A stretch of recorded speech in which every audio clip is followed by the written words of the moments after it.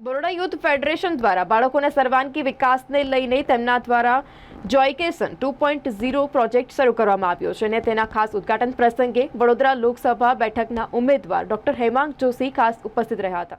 Baroda youth ફેડરેશનના Rukmil Shah જણાવે છે કે અમે વર્ષ દરમિયાન બાળકોને લગતી વિવિધ પ્રવૃત્તિઓ કરતા રહ્યા છીએ। આ પૈકી પ્રોજેક્ટ પ્રોગ્રેસ અમારો ગેમ ચેન્જર પ્રોગ્રામ છે, જે વર્ષમાં શૈક્ષણિક સત્ર સમય ચાલતો હોય છે।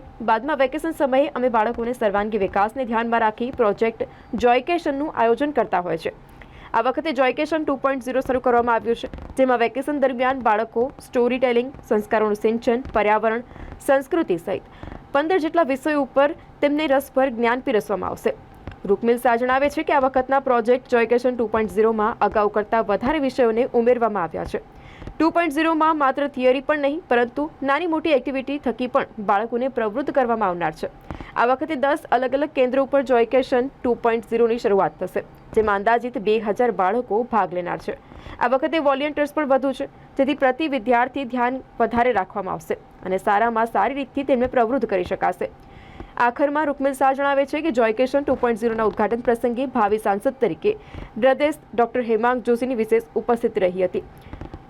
તેમના પ્રયાસોની ઝીણવટભરી માહિતી મેળવી સંતોષ વ્યક્ત કર્યો હતો અને સાથે જ જે તેમની સાથે સંવાદ કરતા તેમની ટીમને પણ વિશેષ પ્રેરણાબળ મળ્યું હતું। આજરોજ બરોડા યુથ ફેડરેશન દ્વારા પ્રોજેક્ટ જોયકેશન 2.0ની વડોદરા લોકસભાના યુવા ઉમેદવાર ડૉક્ટર હેમાંગભાઈ જોશીની વિશેષ ઉપસ્થિતિમાં શરૂઆત કરવામાં આવી છે।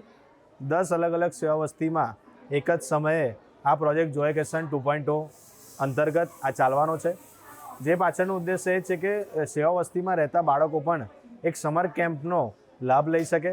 આની અંદર 8 અલગ અલગ વસ્તુ જેવી કે યોગા, એન્વાયરમેન્ટ વિશે જ્ઞાન, carrier guidance, personality development, story telling, આવા અલગ અલગ વિષયો પર વોલેન્ટિયર દ્વારા તે લોકો સાથે વાર્તાલાપ કરવામાં આવશે।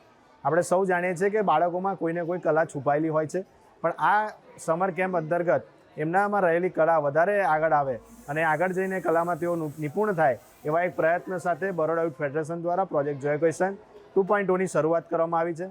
આ જ રીતે આગળના દિવસોમાં પણ અલગ અલગ પ્રોજેક્ટ થકી બાળકોનું કઈ રીતે આગળ આવે અને સેવા વસ્તીના બાળકો પોતાનું નામ શહેર નહીં દેશમાં પૂરું ઉજાગર કરે, એ જ પ્રયત્ન બરોડા યુથ ફેડરેશનનો રહેશે।